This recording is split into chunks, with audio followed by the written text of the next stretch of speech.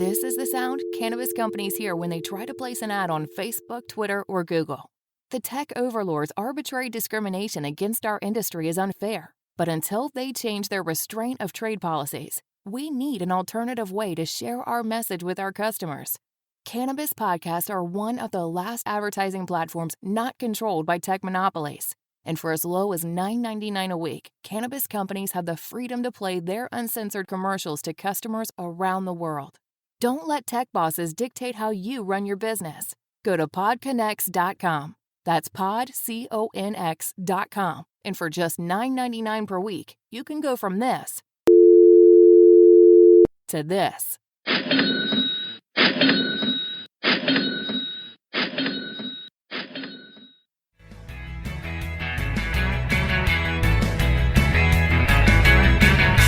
So we just really, us being the consumer, we understand what everyone's looking for. So we just develop those products in mind.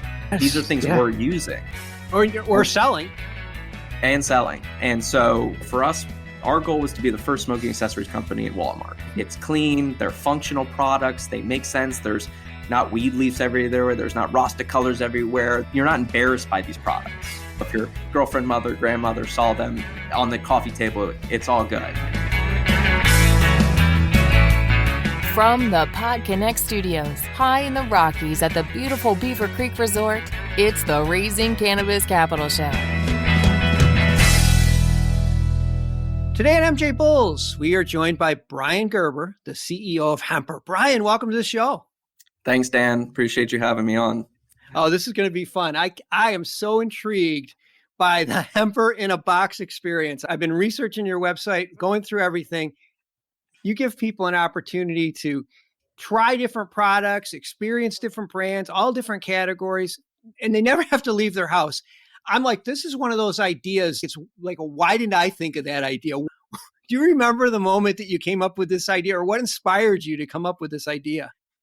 Totally. So I was in my last year at George Washington University in DC. Sure. And I was like every other college kid trying to figure out what my next move was.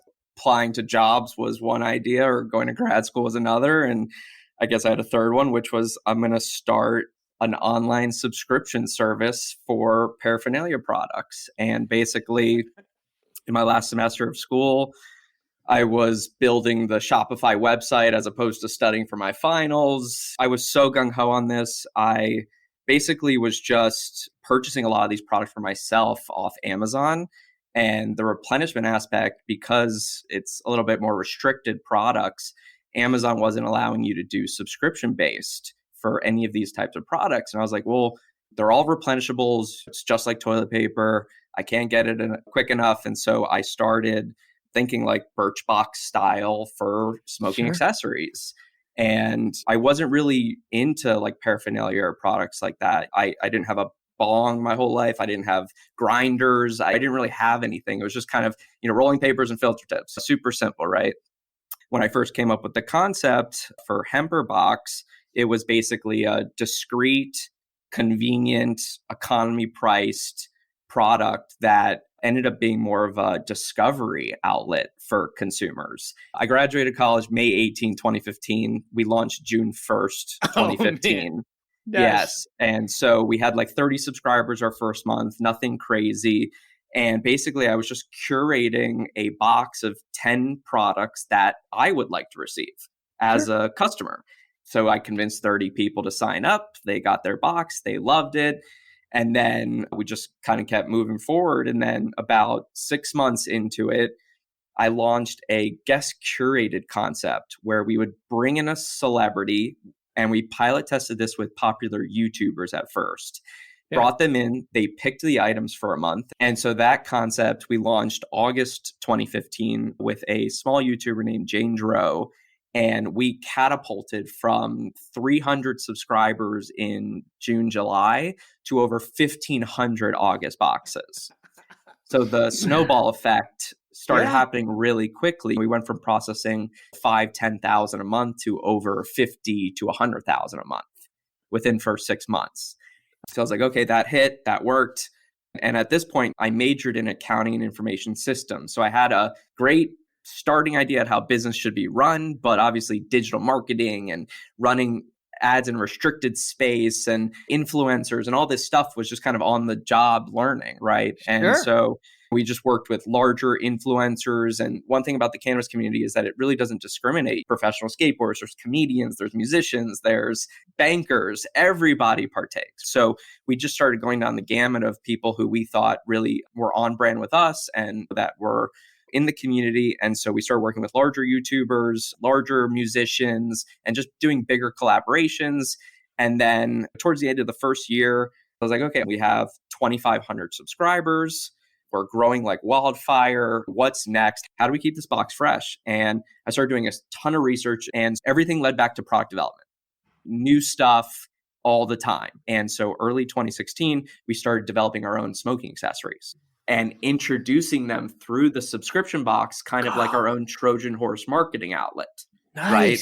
And a lot of times with a lot of these smoking gadgets, you have mold fees and a lot of startup costs. So it's difficult to really do a bunch of stuff at one time. Luckily for us, we already had the customer base and it was already basically pre-sold, right? Yeah. So we would develop product A, we'd make 5,000 units, and literally within 1 month, they'd be gone. And we get all this feedback from all of our subscribers. They loved it. They didn't. We'd tweak it, whatever we had to do. And then we would go to our distribution and retail partners and say, hey guys, look, we just developed this product. First month, we sold 5,000 units. They love it. Look at the customer feedback. You should put it into your retail stores. And distributors started eating this model up because we were using a data-driven approach as opposed to, hey, I had this cool stoner idea. Please sell my product. It was just different. They weren't used to this approach. And so we've developed over 300 different products over the last 7 years. And the way I looked at it was there's all these pocket markets, right? So there's glass, there's cleaning, there's storage, there's preparation goods like rolling, filter tips, lighters, replenishable things, odor eliminating products. And so we just started duplicating and innovating each one of these categories and then releasing it through the subscription box, getting that feedback, and then driving the retail distribution front. So now we're in thousands of retail outlets. We're actually branching this year into convenience. So we're approaching companies like Family Dollar, Dollar General, the 7-Elevens of the world. And so we're developing products now, cannabis apparatuses in 7-Eleven and what that looks like. So we're kind of pioneering another lane with the tobacco flavor bans that are coming. There's going to be a huge need for shelf space because 60% of the tobacco shelf is going to get obliterated over the next 24 months.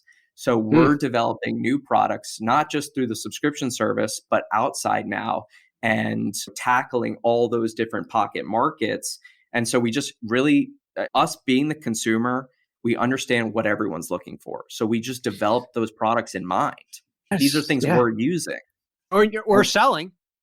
And selling. And so for us, our goal was to be the first smoking accessories company in Walmart. It's clean. They're functional products. They make sense. There's not weed leaves everywhere. There's not Rasta colors everywhere. You're not embarrassed by these products. If your girlfriend, mother, grandmother saw them on the coffee table, it's all good.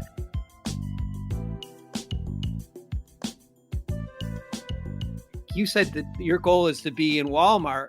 Now, Walmart is going to require you to have not tractor trailer loads, but train loads in order to supply Walmart. So if that's the goal, are you going to be able to fund that internally, or will you have to raise money to get there?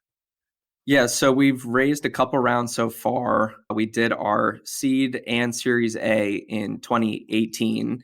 We've only raised about 13 total so far. And 13 total million. Correct. Only. Yes. And we do have plans for potentially raising more. We've been talking with a bunch of PE firms lately that are looking at us more of like a platform play, kind of like a Chewy.com, but for all paraphernalia stuff. And so a lot of people have been taking interest in us. And I don't know if you're familiar with our other side of our business, not involved with Hemper, but in 2018, we actually started a pre-rolled cone factory. And so we were selling a lot of bongs to a lot of the packaging companies when their business model was direct to dispensary and not grower processor. So like guys like Marijuana Packaging and Kush Bottles and stuff like that. And once they shifted away from that dispensary model to the grower processor, they got rid of glass. And actually, because we're manufacturing a lot of our own glass in India, there's always been this pre-roll cone shortage in the market. And they asked us if we could potentially figure this out for them. And so RJ went over to India. Basically, we figured out the lay of the land, took us about 6 months. And within 6 months, we had our first cone facility set up. And we went back to Kush Bottles and basically walked out with a $500,000 purchase order. And kind of fast forwarding to this day, we are now actually the largest pre-roll cone manufacturer in the world. We're producing over 70 million empty pre-rolled cones per month for the market. Most of our clients are all the big MSOs, all the Canadian LPs, a lot of the big vanity brands out in California. And our goal is to hit about 150 million cones a month right now.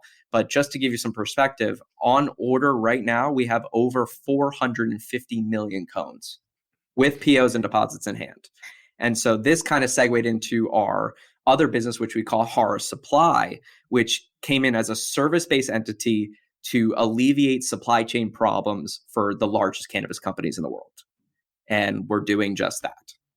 Man, I can't believe the growth that you've had over 7 years. It is such a cool story. I'm so glad you had an opportunity to share it with our listeners. I have all of Bryan's information in the show notes and information about Hemper. So if you wanted to go on, check out their site, to become one of their 30,000 subscribers. This is a great American success story. That's what we need, more of these. And it's all done in cannabis hemp world, and just great to have you. I got to wrap this show up, but I really appreciate you being on the show with us today, Bryan. Thank you. Thanks, Dan. I really appreciate you having me.